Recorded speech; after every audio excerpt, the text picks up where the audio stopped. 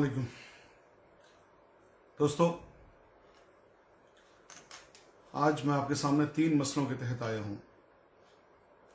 मुझे पता है कि रमज़ान में सब लोग बिजी हैं, कुछ लोग तरावी में अभी मशगूल होंगे, वो तरावी के बाद देख लें इसको, बहुत ज़रूरी है चूँकि। और मैं आपको मालूम है खामखा नहीं आता हूँ लाइव, कुछ बड़ी वजह होती है तभी मैं आता हूँ।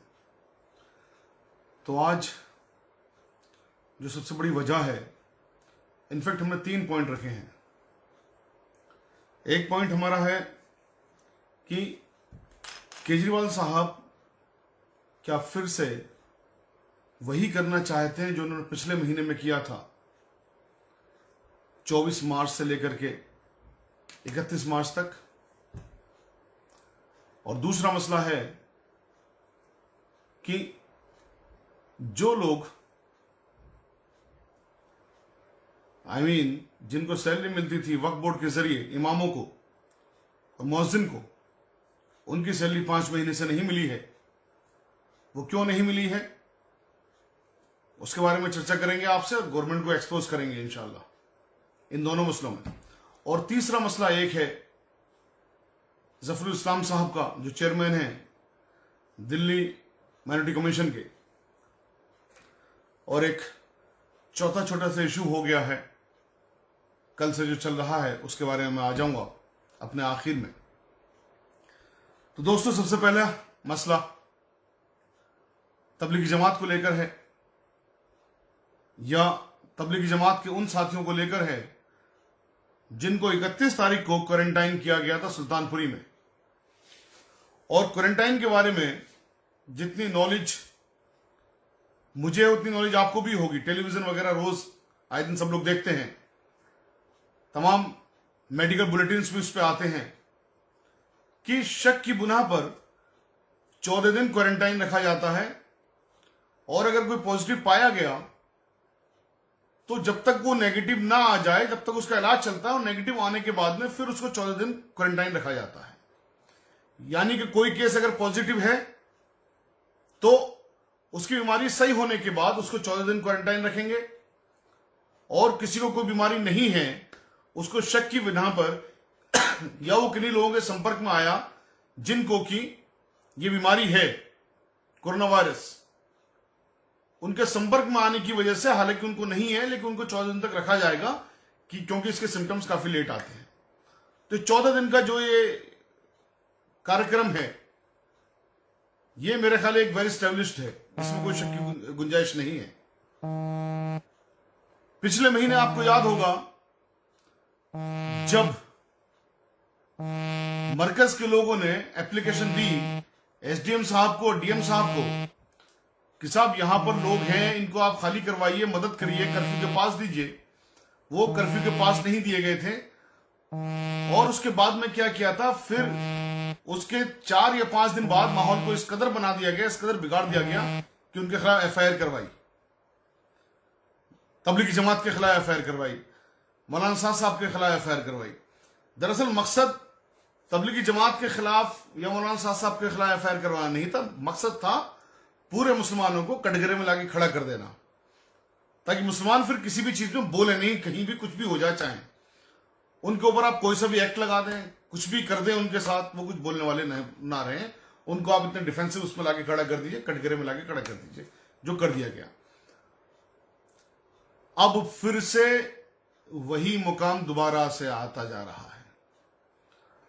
दरअसल कल हमारे पास एक चिट्ठी आई व्हाट्सएप पर, जो सुल्तानपुरी में लोग क्वारंटाइन हैं उनमें से एक इब्राहिम साहब हैं। इब्राहिम साहब, उनके 2 साथी हैं अरबाज अली और आदिल अली, इन तीनों के सिग्नेचर हैं उस चिट्ठी में। और चिट्ठी लिखी थी उन्होंने गवर्नर साहब को, हेल्थ मिनिस्टर साहब को, जो नेशनल हेल्थ मिनिस्टर है यूनियन के, हर्षवर्धन साहब, और दिल्ली के भी जो हेल्थ मिनिस्टर हैं उनको, केजरीवाल साहब को, सबको चिट्ठी लिखी।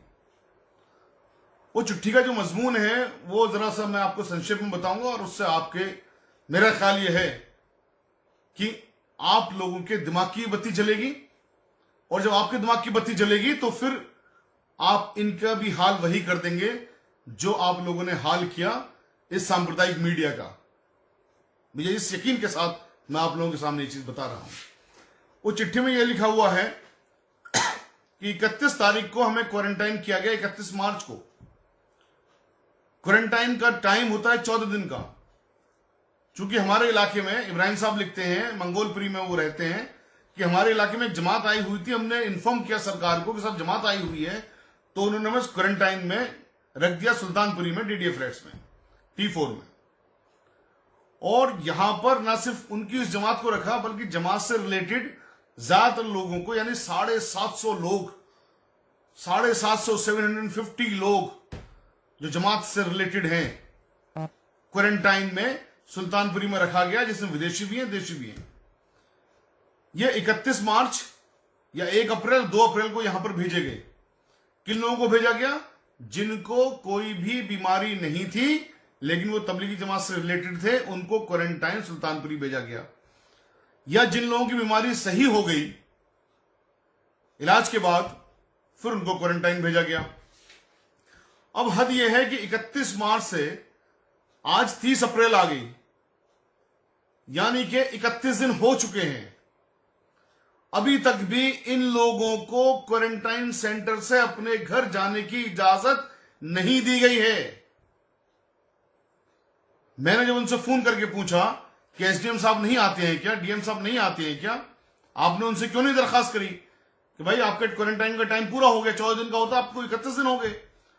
तो उन्होंने बड़ी विचित्र बात की, बहुत दुख भरी बात एक कही कि साहब यहां पर SDM साहब भी आते हैं, DM साहब भी आते हैं। SDM साहब कहते हैं DM साहब करेंगे इस पर ऑर्डर, और DM साहब कहते हैं कि उनको ऊपर से ऑर्डर नहीं आए हैं। ऊपर से यानी किसके? केजरीवाल साहब के ऑर्डर नहीं आए हैं। याद करो 24 और 25 मार्च को भी यही खेल खेला गया था।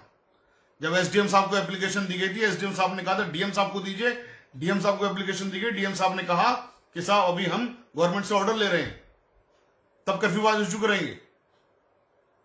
आज फिर से वही चीज दोबारा से सामने लाके खड़ी कर दी गई है। 14 दिन का क्वारंटाइन पूरा हो चुका। जो 31 मार्च को गए उनको 31 दिन हो गए, जो 2 अप्रैल को गए उनको भी तकरीबन 29 दिन हो गए, जो 3 अप्रैल को गए उनको 28 दिन हो गए, और इसी तरह से यानी कि 750 लोग जो वहां पर हैं, उनमें से ज्यादातर लोगों को 25 दिन से ज्यादा हो चुके हैं, मैक्सिमम लोगों को। फिर उनको अभी तक घर क्यों नहीं भेजा गया? आप उन्हें कैद में रखेंगे क्या? यह इलीगल डिटेंशन नहीं है? यह इलीगल डिटेंशन नहीं है क्या? केजरीवाल साहब और तुम्हें तमाम जिम्मेदार अथॉरिटीज से मैं बताना चाहता हूं कि यह सीधे सीधे से इलीगल डिटेंशन है, और इस इलीगल डिटेंशन में हमें मजबूरी में आपके खिलाफ केस करवाना पड़ेगा। खुदारा रमजान चल रहे हैं, ये लोग ठीक हो गए हैं, इन लोगों ने प्लाज्मा भी अपना दे दिया है अल्हम्दुलिल्लाह। अब इन्हें अपने घर जाने दीजिए, या फिर बताइए कि आपने किस वजह से रोका हुआ है, या फिर बताइए कि साहब क्वारंटाइन का टाइम 14 दिन नहीं 28 दिन है या 30 दिन है। कुछ तो बताइए ना। आप ऐसे तो नहीं रोक सकते कि नहीं सब नहीं जाने देंगे बस। भाई कानून का मुल्क है ना ये आपका जो मन करेगा आप वो करेंगे। ये नहीं होने का है और ये हम होने नहीं देंगे। आपको बताना होगा कि आपने इनको इलीगल डिटेंशन में क्यों रखा हुआ है, वरना ऑनरेबल हाई कोर्ट जाएंगे, ऑनरेबल सुप्रीम कोर्ट जाएंगे, और उसमें फिर उसके जो भी नताइज निकलेंगे उसके जिम्मेदार भी आप ही होंगे। हम आपको चेता रहे हैं, हम आपसे रिक्वेस्ट कर रहे हैं आज कि खुदारा इन लोगों की अगर गलती नहीं है, इन लोगों की बीमारी ठीक हो गई है, ये लोग बीमार नहीं हैं, आपके पास तमाम डॉक्यूमेंट्स मौजूद हैं, तो इनको इनके घर जाने दीजिए। और अगर ये लोग अभी भी बीमार हैं तो आप बताइए कि वो जो रिपोर्ट्स उनके पास हैं, 3 बार उनकी कोरोना की रिपोर्ट नेगेटिव आ चुकी है, 3 बार।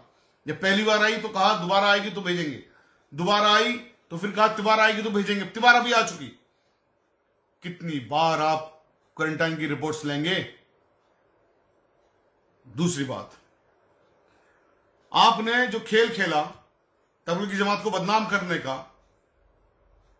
लेकिन अल्लाह ताला कुरान में कहता है ना कि तुम जितनी चालाकियां करते हो, तुम अपने आप को जितना चालाक समझते हो करो, और मैं बेहतरीन चालाकी करने वाला हूं।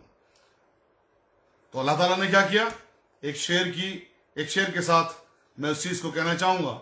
उससे पहले मैं बता दूं कि देखिए, इन्हीं जमातियों ने जिनको रात दिन बदनाम किया गया, बुरा भला कहा गया, इनको तालिबानी कहा गया, इनको फिदायीन कहा गया, इनको आतंकवादी कहा गया, इनको जिहादी कहा गया, अल्लाह ने इन्हीं जमातियों के खून में वो चीज पैदा कर दी और हमारे साइंसदानों के दिमाग में वो चीज डाली कि इनके प्लाज्मा से जो लोग सही हुए हैं, हमारे लोग सही हो सकते हैं जो बीमार हैं। अल्हम्दुलिल्लाह वो सही हुए हैं और तमाम तबलीगी जमाती अपना प्लाज्मा दे रहे हैं जो भी इस बीमारी से बाहर आ गए हैं। तो तबलीगी जमातियों के लिए जिन लोग अपना प्लाज्मा दे रहे हैं, और केजरीवाल साहब जो आपने पूरे का पूरा एपिसोड किया, आप लोगों की सबकी नजर एक शेर है, सभी ने मुझ पे ही जब तोहमते वबा रख दी, सभी ने जब मुझ पे ही तोहमते वबा रख दी, तो मेरे खून में अल्लाह ने शिफा रख दी। अल्लाह अकबर। ये अल्लाह की शिफा रखी हुई है कि प्लाज्मा आज इन्हीं लोगों का लिया जा रहा है जिनको आप लोगों ने इल्जामात लगाए थे। अब मैं अपने दूसरे पहलू पर या दूसरे सब्जेक्ट पर, दूसरे इशू पर मैं आ रहा हूं। वो इशू है कि पिछले 5 महीने से दिल्ली में मौज़िन और इमामों को तनख्वाह नहीं दी गई है। देखिए, मौज़िन और इमामों को तनख्वाह वक्फ बोर्ड देने का काम करता है और वक्फ बोर्ड में तमाम पैसा वो आपका और हमारा है। वो हमारे बड़े बूढ़े अपनी ज़ायदातें छोड़ गए हैं और इतनी छोड़ गए हैं कि अगर मैं वक्फ की प्रॉपर्टियों को मार्केट वैल्यू में तब्दील करूं तो तकरीबन हर हिंदुस्तानी मुसलमान, चाहे वो अभी मां के पेट के अंदर ही क्यों ना हो, 50 रुपए की प्रॉपर्टी का मालिक है। तो तनख्वाह हमारे वक्फ बोर्ड से दी जाती है, किसी और से नहीं दी जाती है। केजरीवाल साहब फिर 5 महीने से तनख्वाह क्यों रोकी हुई है? कोई जवाब है इसका आपके पास? पहले आपने कहा कि इलेक्शन में बिजी हैं साहब, आपने नवंबर तक तनख्वाह दी, आपने उसका फायदा इलेक्शन में ले लिया आपने फायदा, ठीक है, लेकिन आपने इन तनख्वाह को रोक कैसे सकते हो? कल हमारी चेयरमैन साहब से बात हुई, जो भूतपूर्व चेयरमैन है अमानतुल्लाह साहब, उन्होंने बहुत क्लियरली कहा और बड़े साफ अल्फाजों में उन्होंने क्या कहा कि 14.5 करोड़ रुपया वक्फ बोर्ड के अकाउंट में है, तनख्वाहें दी जा सकती हैं, लेकिन तनख्वाहें नहीं दी गई हैं। उनके मुताबिक तनख्वाह नहीं दी गई हैं क्योंकि इस पर 3 लोगों के सिग्नेचर में से 2 लोगों के होने जरूरी हैं।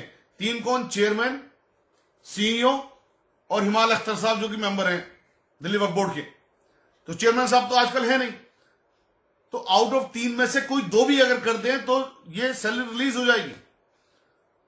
तो फिर एसएम अली साहब जो कि सीईओ हैं या हिमाल अख्तर साहब जो कि मेंबर हैं वक्फ बोर्ड के, वो इतने बड़े हो गए कि वो आपकी नहीं सुन रहे, सरकार की नहीं सुन रहे। अगर केजरीवाल साहब चाहेंगे इस चीज पर कि इनको तनख्वाह रिलीज हो, तो बताइए सीईओ साहब की हिम्मत हो जाएगी फाइल को सिग्नेचर ना करें, या हिमाल अख्तर साहब की हिम्मत हो जाएगी फाइल को सिग्नेचर ना करें? ये अपनी चीजें, अपनी गलतियां और अपनी खामियों का ठीकरा दूसरे में फोड़ने वाली बात है। केजरीवाल से भी आपकी मिनिस्ट्री, आपकी जिम्मेदारी है, आप चीफ मिनिस्टर हैं यहां के दिल्ली के, आप अलग नहीं कर सकते कि साहब एसएम अली साहब सिग्नेचर नहीं कर रहे हैं। अरे एसएम अली साहब सिग्नेचर नहीं कर रहे हैं तो उनको सिग्नेचर करवाने के लिए आपके पास कुछ तो प्रावधान होंगे। पहले आप कहते थे एलजी साहब सिग्नेचर नहीं कर रहे हैं, अब आप कह रहे हैं ये एसएम अली साहब सिग्नेचर नहीं कर रहे हैं। या जो कैलाश गहलोत साहब है, कैलाश गहलोत साहब के पास में फाइल नहीं पहुंच रही है। अरे फाइल क्यों नहीं पहुंची कैलाश गहलोत साहब के पास में? अगर आप फाइल पहुंचाएंगे तो, क्योंकि आपकी इंटेंशंस नहीं है हमारा पैसा, हमारे बुजुर्गों का पैसा, वक्फ बोर्ड का पैसा हमारे इमामों को नहीं मिले, हमारे मुअज्जिन को नहीं मिले और हम चुप बैठे रहें, हम चुप बैठे रहें। मुझे अपने ऊपर लानत भेजने में इस वक्त मन कर रहा है कि हम लोग चुप बैठे हुए इस बात को लेकर के। लॉकडाउन से हम बाहर नहीं जा सकते, लेकिन कम से कम हम सोशल मीडिया से तो कह सकते हैं, हम ऑनलाइन कंप्लेंट तो कर सकते हैं, हम ऑनलाइन पिटिशंस तो लिख सकते हैं। हम कुछ भी नहीं कर रहे हैं। हम कर क्या रहे हैं कि साहब एक एक्टर का, अच्छे एक्टर, इसमें कोई शक की बात नहीं है, बहुत अच्छे एक्टर है, उसका इंतकाल हो गया, पूरा सोशल मीडिया भरा हुआ है उनके लिए। और ये वही एक्टर हैं, मैं उनकी मौत से दुख हुई हूं, मैं खुद भी, अनडाउटेडली फिल्मी जगत का नुकसान है ये, मैं उनकी मौत को सेलिब्रेट नहीं करूंगा किसी भी कीमत पर, लेकिन मैं ये जरूर कहूंगा कि हम यानी हमारी कौम किन के लिए रो रही है 2 दिन से लगातार? ये वही इंसान है जिन्होंने रमजान को क्वेश्चन मार्क लगा दिया था, कहा था रमजान रखने की जरूरत नहीं है। ये वही साहब थे जिन्होंने कुर्बानी की अपोजिशन की थी, और इस कदर अपोजिशन की थी इन्होंने, फिर उसके बाद में इन्होंने मुहर्रम की अपोजिशन की, और इस कदर अपोजिशन की कि 2 साल तक कौम को, इस मुल्क की कौम को, इन जो हेट मॉन्गर्स हैं उनसे लड़ना पड़ा।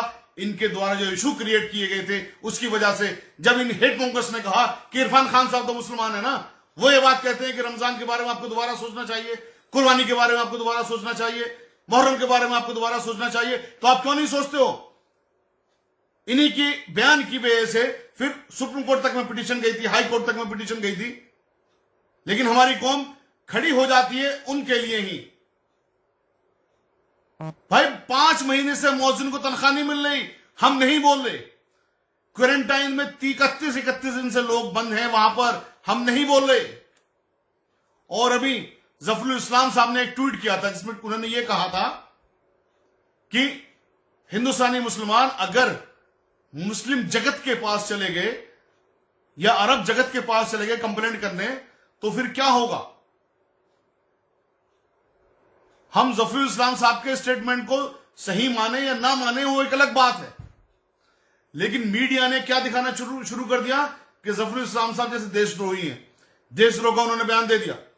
अरे यही जफरुल इस्लाम साहब हैं जो कि अरब में जाकर के खुद उन लोगों को बुरा भला बोल के आए थे, और हमारे मुल्क की हिफाजत के लिए, हमारे मुल्क के फख्र के लिए, हमारे मुल्क की इज्जत के लिए इन्होंने सब कुछ दांव पे लगा दिया था अपना।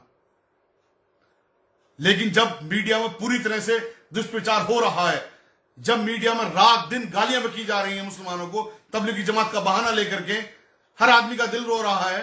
अगर उस इंसान ने कह दिया कि साहब ने उन्हीं को कंप्लेंट कर दी तो क्या होगा? क्योंकि एक मीडिया यह भी दिखा रही है कि अरब वर्ल्ड ने कुछ हेट मॉन्गर्स के खिलाफ जो वहां पर काम करते उनके खिलाफ एक्शन लिया।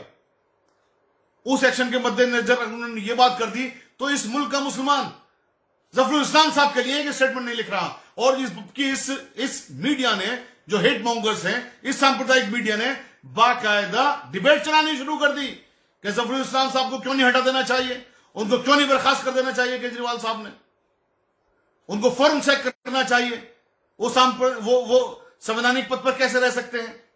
और हम सब लोग के होठ सिल चुके हैं, हम बोलने को तैयार नहीं है, क्योंकि हमारे पास फुर्सत नहीं है फिल्मी जगत के हीरो को या हीरो की असमय हुई मौत, दुखदाई मौत को रोने के अलावा।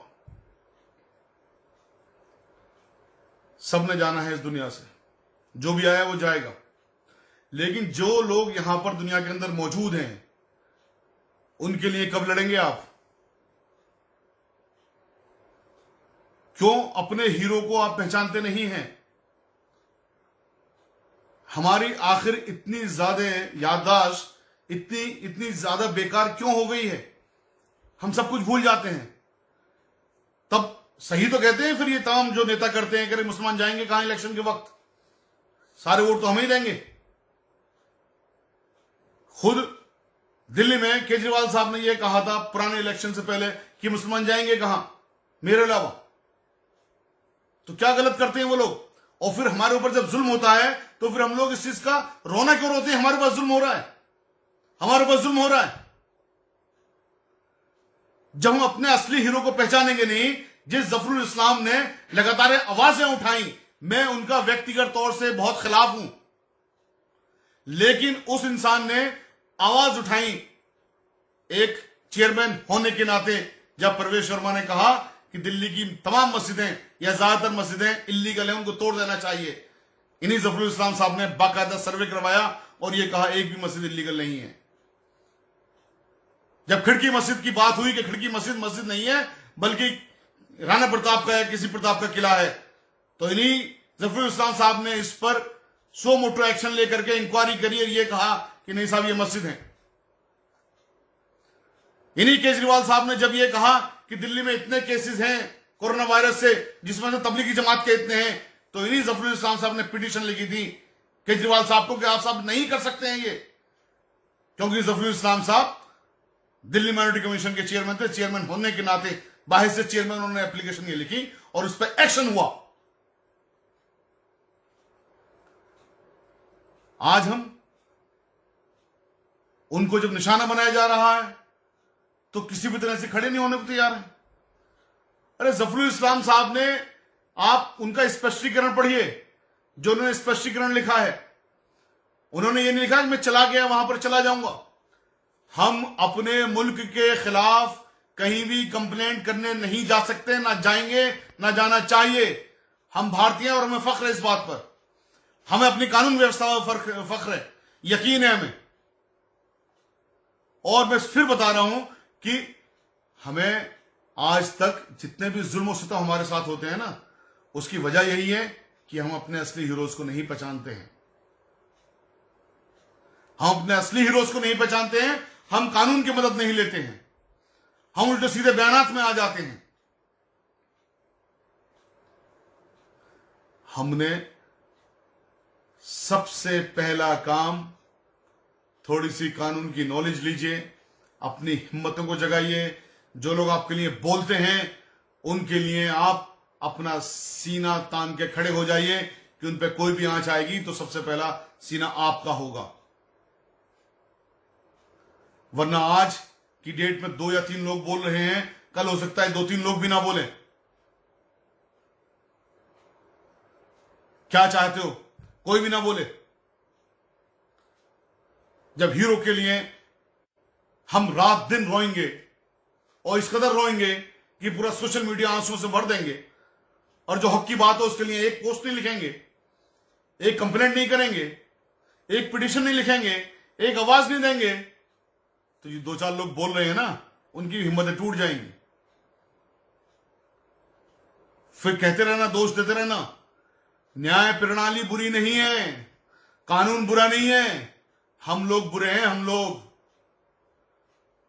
हम लोग कोई भी काम दिल से या दिमाग से नहीं करना चाहते हैं, भावुक होते हैं।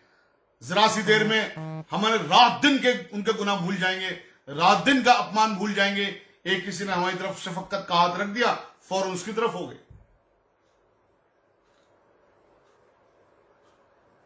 पिछले जब से देश आजाद हुआ है, किसकी गवर्नमेंट रही सबसे ज्यादा?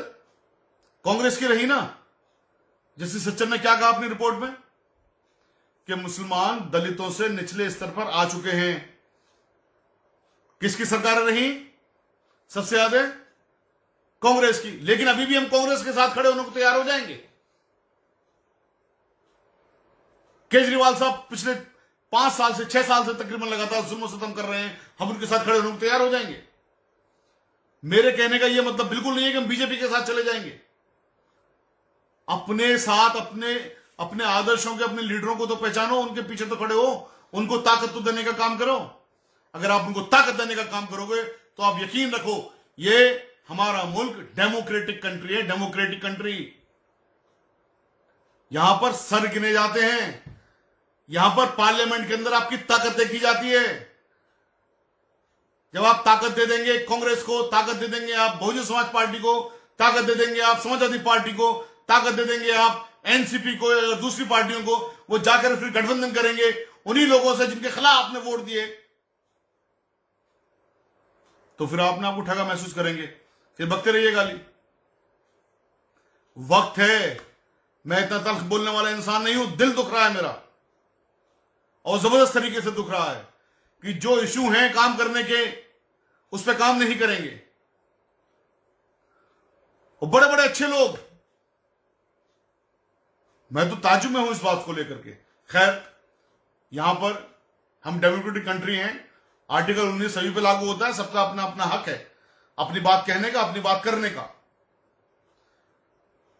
अगर कोई विधवा विलाप कर रहा है किसी के लिए तो हमें कोई हक नहीं बनता है उनको मना करने का, लेकिन अपनी बात कहने का हमें भी हक है। इसलिए उसी हक के तहत मैं आज आप लोगों से ये बात कह रहा हूं कि अपने हीरो को खुदारा पहचानना शुरू कर दीजिए, अपने लोगों को पहचानना शुरू कर दीजिए, जो तुम्हारी आवाज उठाएं उनके साथ खड़े हो जाइए, उनके साथ अपना कंधे से कंधा मिला के खड़े हो जाइए, अपना सीना आगे कर दीजिए। फिर देखिए कैसे आपके साथ इंसाफ होता है, फिर देखते हैं कौन आपके खिलाफ ना इंसाफी कर लेगा। और एक बात मैं खास तौर से कहना चाहता हूं, कानून की इज्जत करना सीखिए, कानून को मानना सीखिए, कानून पे यकीन रखना सीखिए। मैं बार बार कहता हूं, देर भले हो जाती है लेकिन जीत आखिर में कानून की होती है। अल्लाह सुब्हानहू तआला सूरह फुरकान में कहता है कि हमने दुनिया को दारुल अस्बाब बनाया है, एक चीज से दूसरी चीज जुड़ी हुई है। और ये कब कहा था? जब नबी करीम सल्लल्लाहु अलैहि वसल्लम के लिए लोग कहते थे कि आप कैसे नबी हैं, आप तो मार्केटिंग भी करते हैं, खाना भी खाते हैं, इस तरह की चीजें आप जो और इंसान करते हैं आप भी करते हैं, तो आप में और बाकी लोगों में क्या फर्क है, आप कैसे नबी हैं? तो अल्लाह सुब्हानहू तआला ने सूरह फुरकान उतारी। रमजान का पाक महीना चल रहा, पढ़िएगा प्लीज सूरह फुरकान तर्जुमे के साथ, जवाब समझ में आ जाएगा सबको। इस उम्मीद के साथ कि जो मैं अपने दिल में लेके बैठा हुआ था, आप लोगों के सामने मेरा हकीकत में आज मन कर रहा फुट फुट के रोने का, यानी मैं कैसे अपना वो कंट्रोल कर रहा हूं। मेरा फर्ज यहीं पर खत्म हो जाता है, मैंने अपनी बात कह दी, इससे ज्यादा का मेरा फर्ज नहीं है। अल्लाह सुब्हानहू तआला कुरान में भी यही कहता है कि हमने तुम्हें किसी के ऊपर सुपरिटेंडेंट नहीं लगाया है, बस आप अपनी बात कह दीजिए, दैट्स ऑल। तो अब आप जाने, अल्लाह सुब्हानहू तआला जाने। मेरी बात बुरी लगी हो तो जरूर फिर इस बारे में सोचिएगा जो मैंने कहा है।